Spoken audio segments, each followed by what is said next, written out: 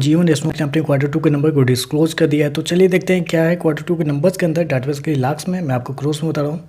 तो देखिए पिछले क्वार्टर में कंपनी का टोटल रिवेन्यू 1774 करोड़ के आसपास था। पिछले साल 1579 करोड़, जबकि अभी देखें तो बढ़ के 1820 करोड़ के आसपास कंपनी का जो रेवेन्यू है वो आपको जाता हुआ देखने को मिला। तो साल दर साल देखें तो साल दर साल कंपनी के रेवेन्यू के अंदर एक अच्छी खासी तेजी आपको देखने को मिल रही है। लगभग बोल सकते हैं 15% के आसपास का जंप है कंपनी के टोटल इनकम के अंदर साल दर साल। वहीं अगर क्वार्टरली बेस पे जाते हैं तो क्वार्टरली बेस पे कंपनी के टोटल इनकम के अंदर 3% के आसपास की तेजी आपको देखने को। तो कंपनी का टोटल इनकम बढ़ता हुआ देखने को मिल रहा है। इंटरेस्ट इनकम की बात कर लेते हैं तो देखिए पिछले क्वार्टर में 1577 करोड़ जनरेट किए थे। पिछले साल 1391 करोड़, जबकि अभी देखें तो 1612 करोड़ के आसपास आपको देखने को मिले। तो इंटरेस्ट इनकम भी देखें तो आपको साल दर साल क्वार्टर आपको बढ़ता हुआ देखने को मिल रहा है। कंपनी के एक्सपेंस की बात कर लेते हैं तो देखिए पिछले क्वार्टर में कंपनी ने 1264 करोड़ जनरेट किए थे। खर्च किए थे पिछले साल 1096 करोड़, जबकि अभी देखें तो कंपनी खर्चे 1359 करोड़ के आसपास आपको देखने को मिल रहे हैं। तो खर्चे देखें तो खर्चे इस क्वार्टर में कंपनी के थोड़े से ज़्यादा आपको देखने को मिले, क्योंकि मैंने आपको क्या बताया 15% के आसपास का टोटल इनकम बढ़ता हुआ देखने को मिला है। लेकिन जब खर्चे के अंदर जाते हैं तो कंपनी खर्चे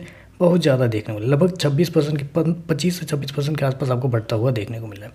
चलिए कंपनी का प्रोविजन क्या है वो देखते हैं। तो देखिए पिछले क्वार्टर में 109 करोड़ कंपनी ने गवाए थे प्रोविजन के रूप में। पिछले साल 46 करोड़ के आसपास, अभी देखें तो 150 करोड़ के आसपास आपको देखने को। तो कंपनी का प्रोविजन देखें तो 3 गुना बढ़ता हुआ देखने को मिल रहा है, जो कि किसी भी एंगल से देखें तो अच्छी बात नहीं है। क्वार्टरली बेसिस पे देखें तो कंपनी का प्रोविजन बढ़ता हुआ देखने को मिला है। तो कंपनी का प्रोविजन बहुत गंभीर इस क्वार्टर में आपको देखने को मिल रहा है। प्रॉफिट की बात करें पिछले क्वार्टर में 301 करोड़, पिछले साल 327 करोड़, अभी देखें तो गिर के 233 करोड़ कंपनी का जो प्रॉफिट है वो आपको जाता हुआ देखने को मिला। तो साल दर साल देखें तो साल दर साल कंपनी के प्रॉफिट के अंदर लगभग 30% के आसपास की गिरावट है। क्वार्टरली बेसिस पे जाते हैं तो क्वार्टरली बेसिस पे भी कंपनी के प्रॉफिट के अंदर लगभग बोल सकते हैं कि 23% के आसपास की गिरावट है। तो कंपनी का प्रॉफिट देखें तो बुरी तरीके से आपको गिरता हुआ देखने को मिल रहा है। जबकि मैं आपको बता दूं कंपनी 233 करोड़ का शो किया, जबकि मार्केट का अनुमान था 290 करोड़ के आसपास। लेकिन यहाँ पे देखें तो मार्केट मान के चल रहा था कि कंपनी के प्रॉफिट गिरेंगे, लेकिन कंपनी के प्रॉफिट इतने ज़्यादा गिरेंगे ये थोड़ा हैरान कर रहा है। क्योंकि अभी तक जितने भी बैंक्स के नंबर आए, चाहे वो छोटे बैंक्स हो या बड़े बैंक्स हो, किसी के प्रॉफिट इतने बड़े गिरते हुए देखने को नहीं मिले जितना उज्जीवन फाइनेंस बैंक के प्रॉफिट आपको गिरते हुए देखने को मिले। ईपीएस की बात करें पिछले क्वार्टर में 1.56, पिछले साल 1.68, अभी देखें तो 1.21 के आसपास आपको देखने को मिल रहा है। तो कंपनी का ईपीएस भी देखें तो आपको गिरता हुआ देखने को मिल रहा है। ग्रॉस एनपीए की बात करें 2.35 से बढ़ के 2.52 हो चुका है, जबकि पिछले क्वार्टर में 2.52 के आसपास था। नेट एनपीए 0.09 से बढ़ के 0.56 आ चुका है। ये क्या चल रहा है कंपनी के अंदर?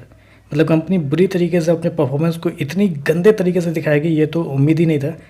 नेट एनपीए देखें आप 0.09, मतलब 5 गुना से भी ज़्यादा आपको कंपनी का नेट एनपीए आपको बढ़ता हुआ देखने को मिला है साल दर साल। किसी भी एंगल से अच्छी बात नहीं है। ओवरऑल देखें तो नंबर बहुत ज़्यादा कमजोर है। अगर आपके पास शेयर है थोड़ा बहुत अगर नेट लॉस में भी है तो निकल जाए, क्योंकि नंबर बहुत ज़्यादा खराब आपको देखने को मिल रहा है। कंपनी के प्रोविजन बढ़ते हुए देखने को मिले 3 गुना साल दर साल, और कंपनी के नेट एनपीए मतलब 5 गुना 6 गुना बढ़ता हुआ देखने को मिला। कंपनी का प्रॉफिट भी गिरता हुआ देखने को मिला। तो ओवरऑल नंबर बहुत कमजोर है। बाकी देखते हैं मार्केट का कैसा रिएक्शन आपको देखने को मिलता है। तो चलिए बस आज के लिए बस इतना ही। वीडियो पसंद आए तो लाइक कीजिएगा, साथ में साथ चैनल को सब्सक्राइब जो कीजिएगा। धन्यवाद।